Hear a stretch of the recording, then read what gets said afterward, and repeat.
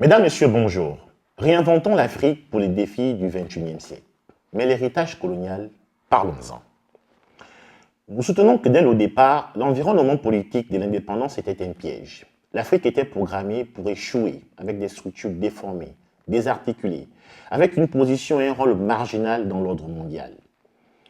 Mais de nombreux nationalistes étaient trop avides de pouvoir pour voir dans quoi ils s'embarquaient. Ceux qui l'ont vu n'étaient que trop heureux de leur association lucrative, mais inégale avec le capital étranger. L'État hérité n'était pas hémogénique.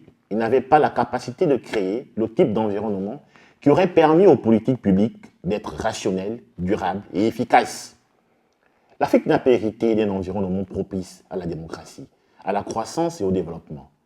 Les dépositaires du pouvoir d'État étaient également voués à l'échec. Il manquait de pouvoir économique, leur pouvoir politique était fragile et ils étaient opportunistes et incapables de rivaliser avec des sociétés transnationales puissantes et bien implantées en quête de profit et d'hégémonie. Les quelques personnes qui ont opté pour des programmes progressistes ont été humiliées, frustrées ou éliminées. En conséquence, les décideurs et les dirigeants africains sont passés d'une erreur à une autre, ce qui a encore compliqué la situation déjà précaire et déformée de l'Afrique.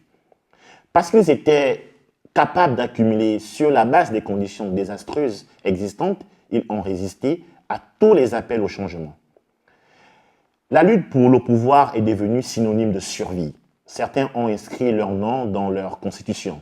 D'autres ont adopté des noms et des titres étrangers pour effrayer leurs citoyens. Ils ont fermé les espaces démocratiques.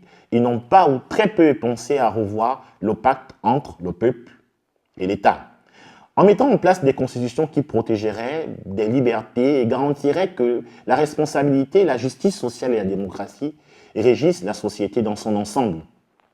En fait, les élites africaines ont tout fait pour contourner les règles de la politique, dépolitiser l'État, intimider le peuple et ses communautés et détourner l'attention des réalités du développement et des échanges inégaux.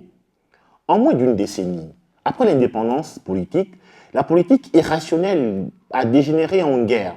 L'État est devenu le principal moyen d'accumulation et les constitutions ont été abrogées, suspendues, ignorées et rejetées. Le pouvoir de l'État est devenu arbitraire et un instrument pour dominer, opprimer, exploiter et théoriser le peuple. Pour s'emparer de ce pouvoir, garant de richesse, d'influence et d'autorité, les politiciens ont eu recours à toutes sortes de méthodes légales, mais surtout extralégales. Voyocratie, inflation des votes, vol d'urnes, faux centres de vote, corruption de la police et des agents électoraux, faux résultats, manipulation de la région et de la religion et à l'appartenance ethnique.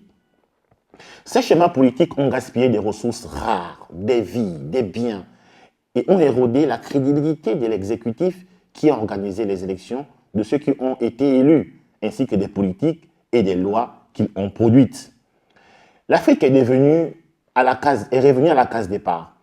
Dans certains cas, la situation était si grave qu'une culture de la nostalgie autoritaire, où les gens commencent à admirer les dictatures précédentes, s'est installée et des demandes ont été formulées pour un retour à l'époque coloniale. Plutôt que de susciter l'espoir au sein de la population, la confiance dans l'État et d'encourager la productivité et le nationalisme progressiste, les dirigeants postcoloniaux ont fait exactement le contraire. Ils ont eu recours à des écoles étrangères pour les pupilles, à des hôpitaux étrangers pour les soins médicaux, à des banques, à des compagnies aériennes et à des conseillers étrangers, à une sécurité privée au lieu d'une police publique, à des forages d'eau privés et à des générateurs d'électricité privés, au lieu d'alternatives fournies par l'État et des investissements à l'État étranger plutôt que l'économie locale. D'une certaine manière, l'élite africaine a perdu confiance dans la substance ou dans la qualité de la gouvernance postcoloniale. Associée à une mauvaise gestion économique, à une corruption effrénée, à un comportement politique irresponsable et à la dilapidation, le quasi-abandon de l'État par ses gardiens l'a affaibli et l'a rendu largement insignifiant dans la vie quotidienne de la population. L'État était désormais perçu et traité comme un ennemi par le peuple, une force qu'il fallait éviter, tromper, attaquer, subvertir lorsque l'occasion se présentait. Un tel État n'avait pas la place pour l'État de droit, la justice sociale, les droits de l'homme et le constitutionnalisme. Tous ces éléments ont été sacrifiés sur l'autel de l'opportunisme politique, de la soif du pouvoir, de l'arrogance d'une élite politique qui n'a qu'un rapport ténu avec la production réelle. Ce n'est qu'en comprenant la profondeur des privations, des humiliations, de la violence que nous pouvons apprécier pleinement la nature de la nouvelle politique en Afrique. C'est exactement la raison pour laquelle nous devons réinventer l'Afrique pour le progrès. Merci.